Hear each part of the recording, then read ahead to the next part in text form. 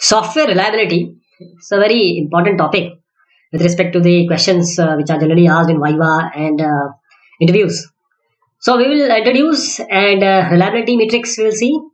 Also we will talk about reliability growth modeling, statistical testing, and we'll summarize. So reliability. What is the reliability of a software product?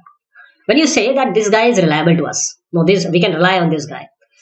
The same analogy can be drawn here. A concern for most users, for industry users actually, that how much your software product is reliable to them. This is an important attribute which determines the quality of the product. If you talk about quality, then reliability is one of the important property of quality, determining the quality of the product. So user, they don't only want the high reliability of the product, but they also want the quantitative estimation of reliability before making any buying decision or purchasing. They want some quantitative value of reliability. So accurate measurement of software reliability, it's a very difficult problem because there are several ways, several factors, several aspects which contribute to making measurement of software reliability, and which in turns make it quite difficult to measure it. See, what are the major problems in reliability measurements? First is errors. They do not cause failures at the same frequency and severity. Means we have talked about errors which, if they are embedded or they are there in your software product, they may not cause the failure. So error do not cause this failure with same frequency. You may call your administrator or your teacher, sir, there is a problem in my code and there is a certain failure. When he comes, you will run again and there will be no failure. This happens most of the time. Computer science people know this. So measuring latent errors alone is not enough. What we want is the failure rate is observer dependent.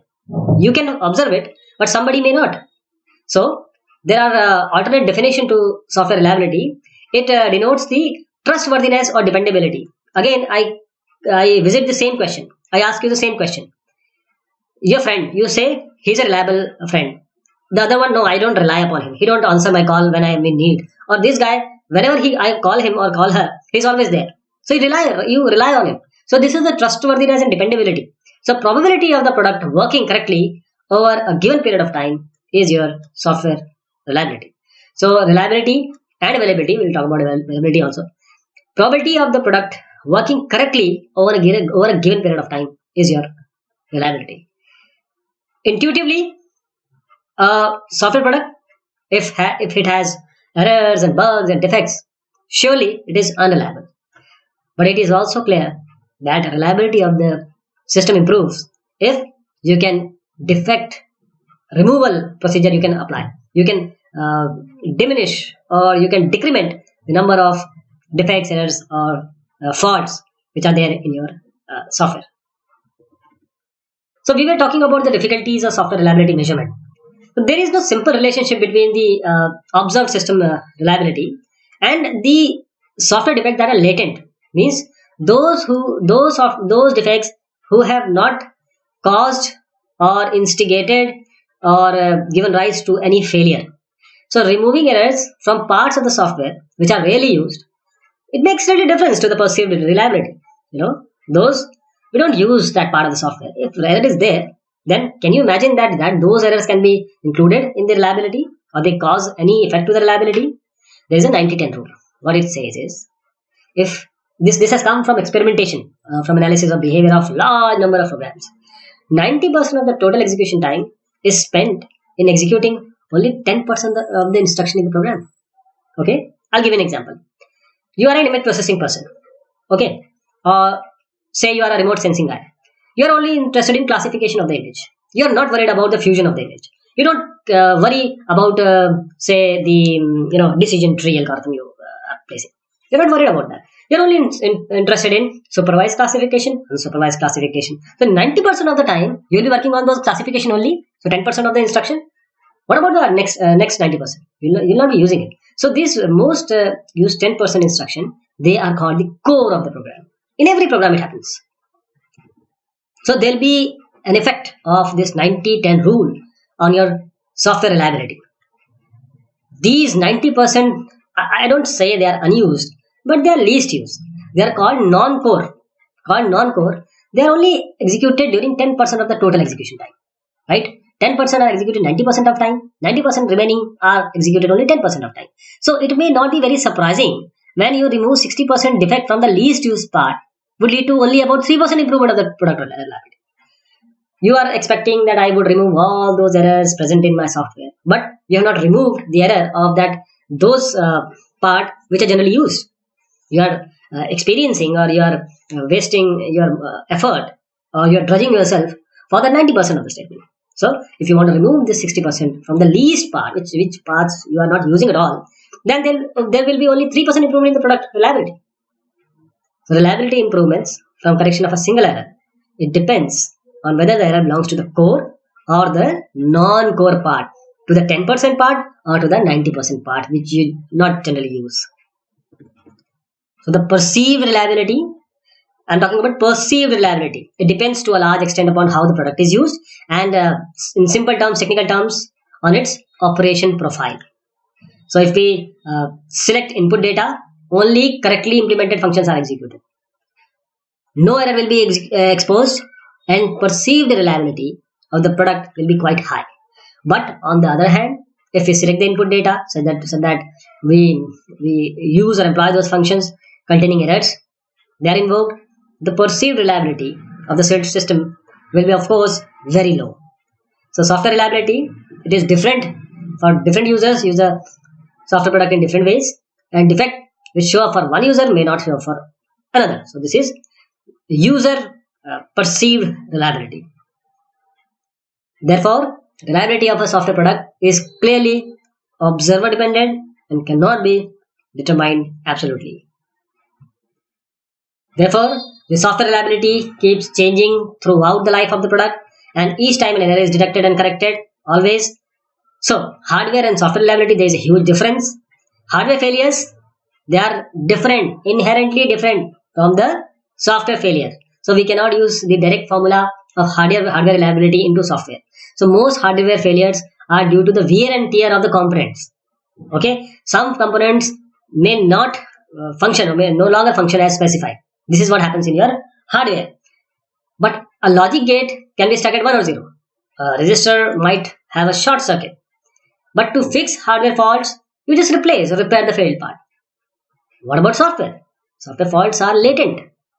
System will continue to fail unless you change, or the changes are made to the software design and code. Okay? If you don't change the code and the design, system will fail. Because of the difference in the effect of fault, many metrics are appropriate for hardware reliability measurements. They are not good quality or reliability metrics for the software. That is why the difference is there. So when a hardware is repaired, you maintain the reliability. When software is repaired, the reliability may increase, and the otherwise can also happen. It may decrease also. So goal of hardware reliability study is first, stability. That is, the interfailure time remains constant. That is why it is the probability of correctly working of the software in a given period of time. Stability. Goals of your software reliability study is reliability growth. That is, interfailure time should increase. The time between the failure should increase. So this is the digression, the bath tab curve. This is failure rate, and this is the time. This is how you have a failure rate going up, failure rate going down, and this is with time. So this is a digression. So reliability metrics, because we have talked about reliability, difficulty in reliability computation, there are different categories of software products. They have different reliability requirements. And this level of reliability required for a software product should be specified in the SRS document. And where you are going to specify? You're going to specify it in non-functional requirement. Non-functional requirement. So a good reliability measure should be observer dependent. So different people can agree on the reliability. Right? Then we have ROC-off, rate of occurrence of failure. What this ROC-off measures? This measures the frequency of failures, the occurrence of failures, the frequency of which the failures occur. And we also observe the behavior of software product in operation over a specified interval of time. Duration, we take a time and we see how often the software fails, and we calculate the total number of failure during this interval. Then we come to MTTF, mean time to failure, the average time between two failures. At this point it is a failure, this point it is a failure, this point it is a failure. So The average time between these failures is mean time to failure. And we observe a large number of failures, not one or two. Then we have mean time to failure, MTTF. What MTTF suggests is not as appropriate for software as for hardware. Mean time to failure. Hardware failed due to wear and tear, component wear and tear. So it indicates how frequently the component fails. But what about software? The software error is detected and they are repaired. So the same error never appears. Mean time to failure, we can record failure data for n failures. This is what we can do. Let the time be t1 to tn. These are various times. We'll calculate the total time. The average value is MTTF, which is nothing but the time divided by the number of failures. Then mean time to repair, MTTR. Once the failure has occurred, the additional time is lost to fix faults. Of course, you have to fix the faults. So MTTR is the measure of average time it takes to fix the faults which has already happened. Then mean time between failure and MTBF is MTTF plus MTTR. This is an availability metric. MTBF, mean time between failure, mean time to failure and mean time to repair. So MTBF of 100 hours would indicate what? Once a failure occurs, the next failure is expected only after 100 hours of clock time, not the running time but the clock time. Then we come to POFOD, probability of failure on demand. Probability of failure on demand.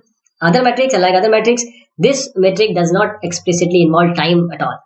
So the it measures the likelihood of the system failing. So whenever you make a service request, POFOD of 0.01 means 1 out of 1000 service requests may result in failure. Then we come to availability. Now this is closely related to the probability also, but availability is talked with the reliability. So what is availability? Availability measures how likely the system shall be available for use over a period of time.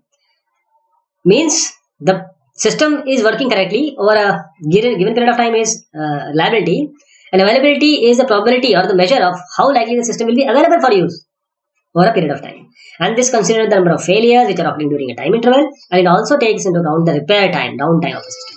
Downtime also it takes into control. So this metric is important for system like telecommunication system, availability, operating system, which are supposed to be never down at all, where repair and restart time are significant and loss of service during that time is immense, and they are very important. So this is about reliability and availability. We'll be taking more of it in the next session. Thank you so much.